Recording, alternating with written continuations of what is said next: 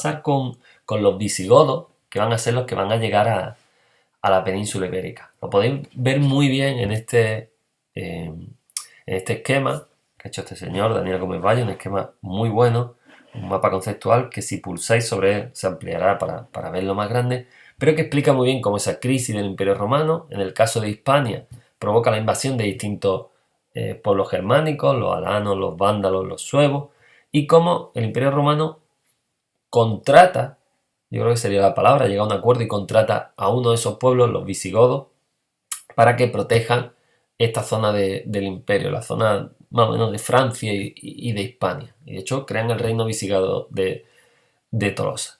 Lo que ocurre con estos visigodos es que poco después de la caída del Imperio Romano, en el 476, estos visigodos van a ser expulsados de la zona francesa, de lo que se conocía como la Galia, y van a ser expulsados por otro pueblo germánico, los francos, de ahí viene lo de Francia, ¿vale?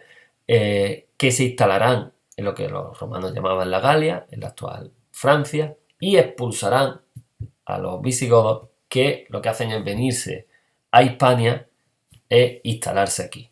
Y aquí van a fundar, a partir del año 507, lo que se conoce como el reino visigodo o reino visigodo de Toledo.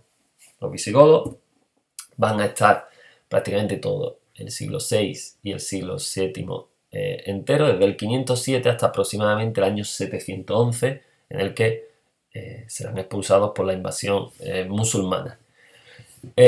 Los visigodos es un pueblo mucho menos evolucionado que la civilización romana.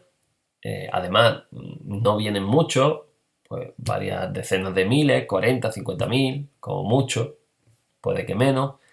Y por tanto, aunque van a controlar la península, lo que harán es básicamente mantener lo que había de los romanos, las bases económicas, sociales y políticas que existían en el Imperio Romano.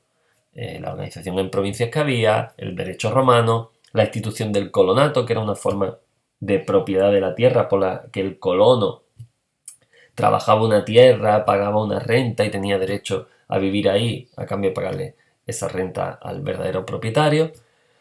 Y básicamente, obviamente sigue el latín, básicamente van a mantener el modelo político, social y económico romano. Van a introducir algunas novedades, por ejemplo, monarquía electiva, es decir, que el monarca se elige, no se hereda, se elige entre varios candidatos. Eso lo acabarán quitando porque eso normalmente lo que desembocaba era en guerras civiles para ocupar el poder, y lo harán hereditario.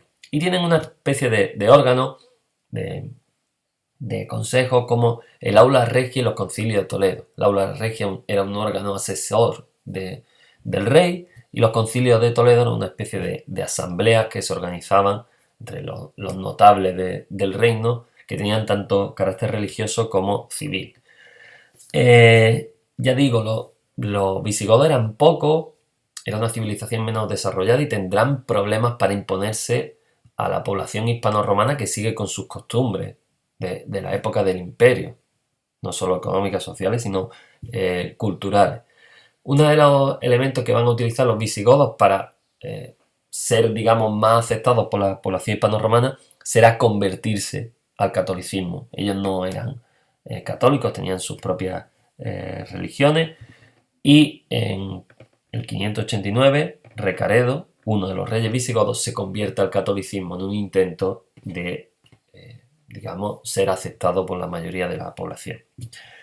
Por lo demás, bueno, el reino visigodo a nivel cultural y artístico pues será muy inferior a la época romana, pero bueno, podemos destacar sobre todo a nivel cultural San Isidoro de Sevilla, que publicará, fue un sabio de su época, publica la llamada Etimología, que es lo más parecido a una primera enciclopedia que aúna todo el saber que se tenía en esa época. Y a nivel artístico nos han quedado pocos restos de los visigodos. Hay algunas iglesias, San Pedro de la Nave, San Juan de Baños, en el Antiquarium ahí en Sevilla hay algún resto visigodo, pero nos ha quedado poquitos restos de los visigodos. Y nada, los visigodos pues nunca llegarán a ser un reino especialmente fuerte, así que cuando llega el primer enemigo con verdadero potencial, como van a ser los musulmanes, pues en el 711 invadirán la península y apenas tardarán 3 o 4 años en hacerse con toda la península, porque ya digo que las estructuras del reino visigodo no eran especialmente poderosas. Y con esto acabamos esta primera parte del tema 1.